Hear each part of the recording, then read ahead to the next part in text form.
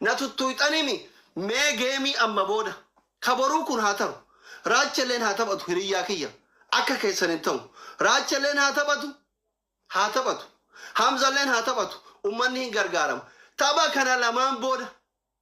kana lamaan booda geemii beellamaa dhufu yoo ijoollee arsiitiif ijoollee harargee taate malee mee harargee fi arsii isillee cirraa guurtan isin laala na tufii isin jedhe iskiriinshuut godhi fidi tana na tufi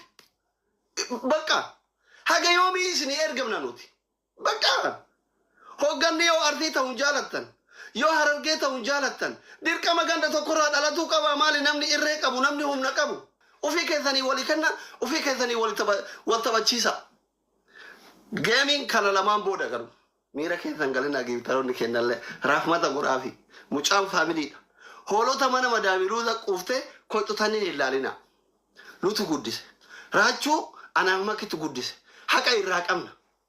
mucaa afaan amaaraa malee hin beeyne barnuutu fidee guddise nama godhe bar gimaa taamochi ummata kabajaan beeyne ummata galatan beeyne gaafa raachuun afaan amaaraa hin beeyne ilmoo haaraaf abbaan qabne gaafa obboleettii faranjiin irraa fudhattu eessa baa keessanii dhayxan ilmaan zina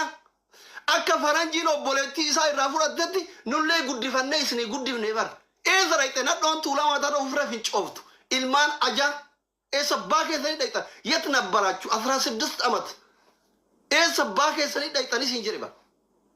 yet nabbaraachuu maaliif nutti himi jettan eneena nyaasaa dekkut lijeeno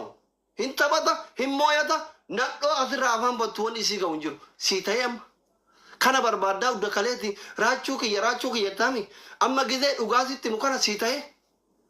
inni gootallee ta'u abbaa isaati ana guddise ilmoo abbaa caaluun abbaa boonsa malee abbaan saalfachiisu